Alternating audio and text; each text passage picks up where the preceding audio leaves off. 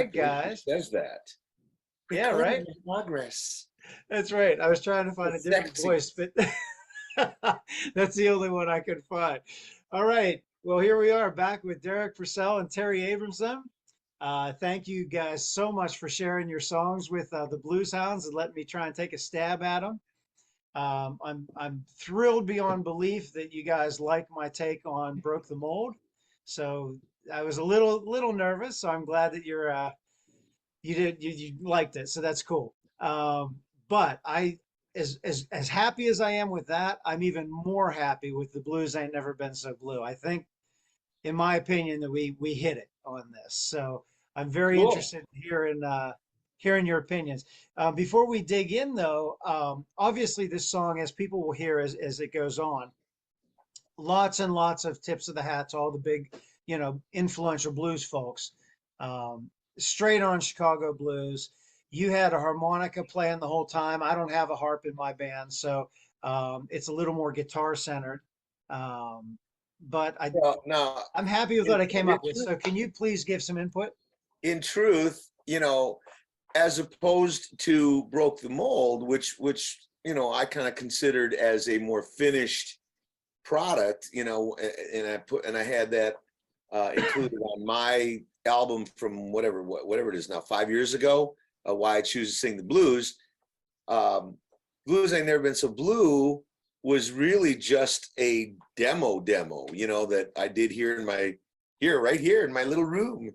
The room where it happens. And so consequently, I mean, it was a drum plug-in, some MIDI bass, keyboard, I think, and I don't really play guitar. I've tried it a couple times, and now I know to call good guitar players rather than try to play it myself. I was the happy harmonica, to play both chords that I know, but yeah, the harmonica really was more for just another element, a live instrument element with, so it's just the demo that you worked off of was really just a one-man band demo. But I mean, it was good enough to at least get you excited about the song. Very excited.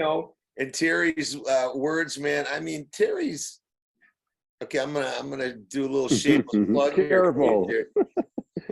Terry's one of the best songwriting lyricists I know, man. Seriously.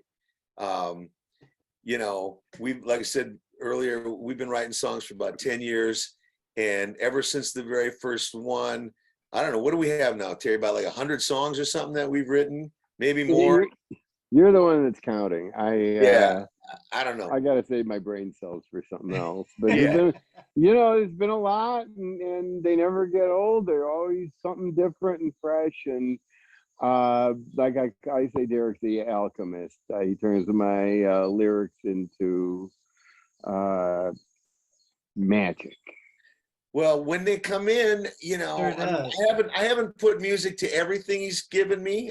There's still a few floating around, future hits, but when I do sit down, almost inevitably, I'm on the same page as him. We've had a couple of times when I didn't quite get the memo about the feel or the whatever that he was thinking that he had in mind with the lyric, but pretty much 9 times out of 10 or more, as soon as I'm looking at him on the page, man, I'm like, okay, I know where this is going, and this was one of them. I mean, it was so plain to me that it needed that musical approach, and like you said earlier, man, it's a real homage to a lot of the legendary blues names, and what Terry does with those names, it's not just name dropping, it's cool shit. It's putting the right connection lyrically with those names, which is what's really cool about how that works. So I'm excited to see what you did with it. Well, that's it. Harold, sorry, go ahead, Terry. I just want to say that it's a unique thing with Derrick. If I'd met him when we were both like 22, we would have been we would have clicked because we were both listening to the same music. But now, you know, we've known each other for like probably 25, 30 years from, you know, just being around Chicago studio scene. But when we really start writing together, I think it might be closer to 12 years than 10. I can't remember when we did Leather, but it's the same thing. We've both been listening to the same stuff and absorbing the same stuff, but now we've been doing it for 50 years as opposed to a few.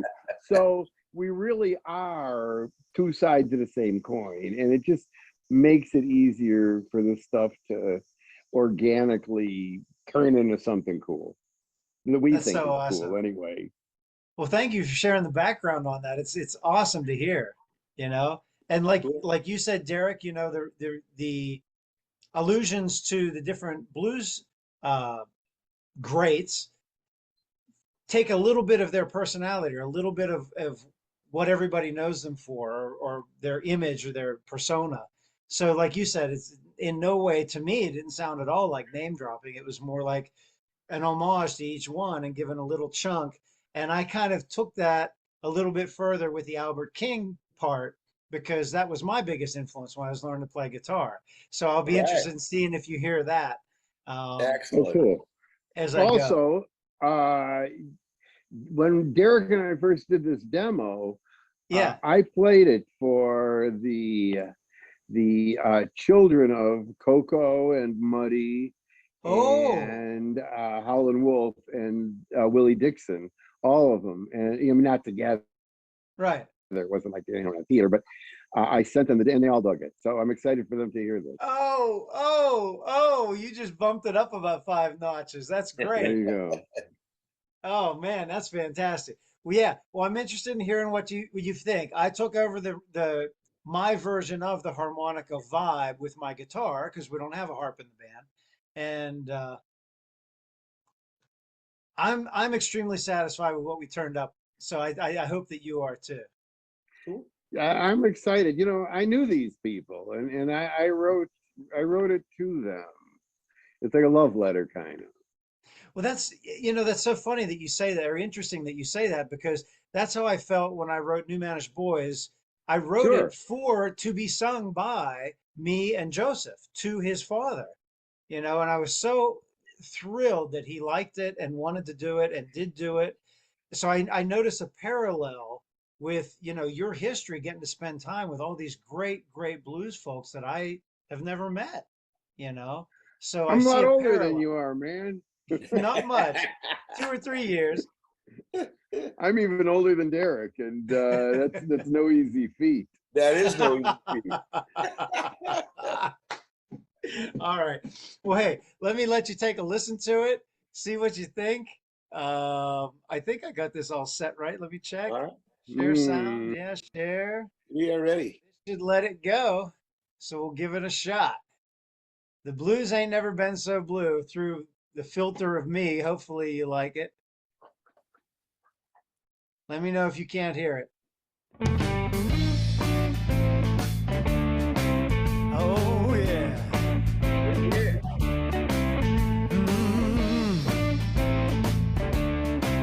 Well. Howlin' Wolf pitched a wang dang do. Muddy said no one came. The sky was crying for the days and nights. Drowned boy Elmo James. Dixon's little red rooster broke his leg and couldn't strut. Hey, the back door man, well, he broke his hand when that old back door blew shut. Yeah, that Mojo ain't been working since 1962.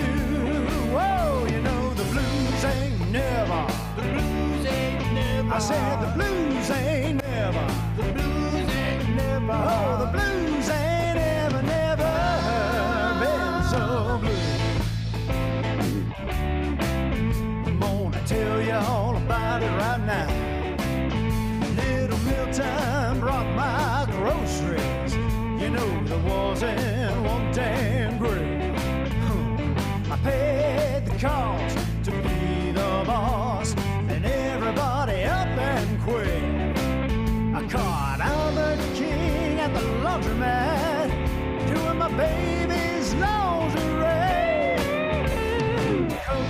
said let the good times roll, and the good times that roll away. The Mojo ain't been working since 1962. Whoa, you know the blues ain't never. The blues ain't never. You know the blues ain't never. The blues ain't never. Say the blues ain't ever, never been so blue.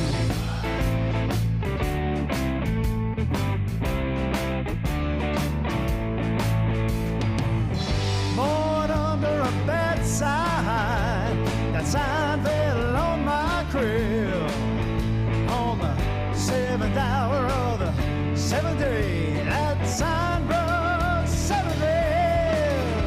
Hey!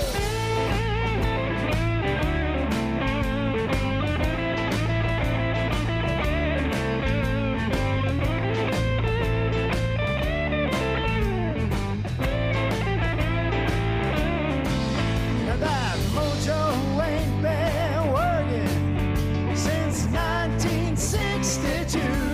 Whoa, you know the blues ain't never. The blues ain't never. I said the blues ain't never. The blues ain't never. Hey, the blues ain't ever, never been so blue. They ain't never been so damn blue. They never been, never been. Hey, the blues ain't ever, never, never, ever been so blue.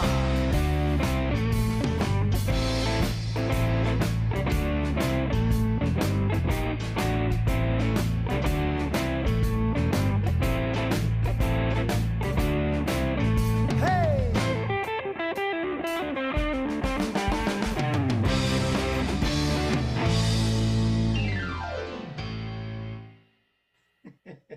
Yeah. Great guitar, man. All Yeah, right. man, that guitar is kicking ass. Great. Great guitar. Taking no Thank you, prisoners, Stewart. man. Yeah, and Yeah. I love that. You know, I mean, you actually improved on the little the lick that I came up with. I just wanted to throw something in there, so you know, kind of break it up. But I love your embellishment on it, and you know, plus it sounds way better on guitar anyway. Well, It's a thank you. guitar Yeah, I song. was worried about all those triplets in a row, but I hit them all right. No, man, sounds great. Once again, you stayed completely 100% faithful to the spirit and you know the form of the song. I mean, you know, you made it your own without tearing it apart, you know what I mean? Well, that was my goal. I wanted to stay true to what it rebuilding was. it. Yeah, sounds great. Oh, I'm fantastic. thrilled. I'm Fantastic. thrilled that you're thrilled with it. Oh, I love it. And it's so fun to play. I love playing this song live. We get a great yeah, I'll bet. response Great. from the crowd, and it's fun to play. You know, there's some songs that you go through that you like and this and that, but this was just, it's a joy to play every time we play it. It's got a great vibe, and you can't go wrong with a good blues shuffle, right? Oh, no, not at all. It just sits in the pocket. Let me Yeah. ask you a question. I'm just curious. Yes, sir. Do you ever just sit down by yourself and do an acoustic set? I've been throwing that idea around for years, and I think I'm going to start moving forward with it. I think you would kill this just doing it with an acoustic guitar. I can hear it. Okay. All right. Well, then let me jump on it. I mean, think about it. It'd almost be a. I mean, if you wanted to play around with, just think about it. Think about it. I was just hearing that when you were doing it. No, I hear what you're saying. I really dug it. But I like to Terry's point. You know, this song would actually work really well, like sitting on your front porch, you know, with your acoustic. Said the blues ain't never, you know. Yeah. Like that kind of thing. Yeah, I hear that. I'm gonna break my acoustic out and try it. Well, like a. I mean, you wouldn't have to do it a slide, but I'm thinking like a feel of a John Hammond thing almost. Mm-hmm. I got it.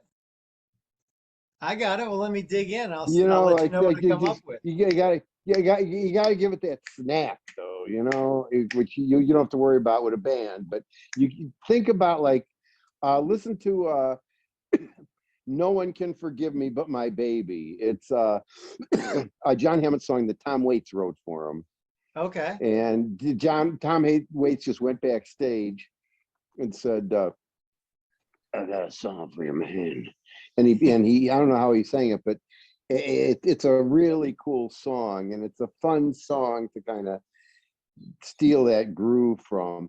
But it's working. They're both working. Thank you, man. Good work. All right. Excellent. Well, This is thank you. great. It's quite a compliment, really. Yes, Thank you. absolutely, man. The two of us, we be pleased with what you've done.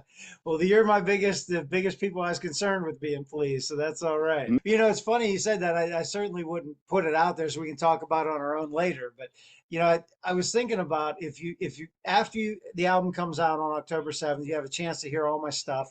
Yeah. And Derek, I'm going to send you all the CDs that I've made. Yes. After you kind of get a feel for my vibe, in the future, if you're interested in maybe collaborating on a song together from square one that fits my vibe of, you know, I like the heavier kind of humbucker sound. I just like a big, heavy kind of sound. Yeah. If there's something that if you'd be interested in exploring that, I'd be real interested in seeing what the three of Definitely. us could come up with. Absolutely. It'd be fun. It'd be a lot of fun. Yeah, Excellent. we're always up for collaborating, man, for sure. Awesome. We Well, I were hope team players. all right. Well, I hope Terry's going to make it. You all right there? No, this is a bad luck chair for me. I'm sitting on my front porch. 3 years ago, I felt something on my neck, and I did this, and there was a bee stuck in my hand, and Oh no. my hand swelled up like a Ford Pinto, and then actually exploded in flames. But and I was just like a mosquito or something flew in my my throat here. But if Okay, I well, don't now make you've it, had your dinner, and I'm gonna go have my dinner. That's right. Yeah, I'm going down to get my birthday dinner here. My wife had cooked up. She's been killing it, man. She did this omelet for breakfast. We made lobster rolls for lunch, and she made some kind of steak or something for me for Oh, the dinner. lobsters were for lunch? Yeah, yeah, we did. I saw your Facebook post with the lobster tails. That was for lunch? Yeah, yeah, yeah. We You're took a having trip an up. awesome Oh birthday man, I day. tell you, I don't know what I Food-wise. did right. I need to figure it out so I can keep doing it. We took a Cool, trip up man. through New England 2 weeks yeah, ago, and I it was saw the great. posts. That's great. I was Yeah. in New England. You know, we have a house on Cape Cod. I'm there all summer, and it's a Oh fun wow. place. Oh yeah, it is. Yeah, it is.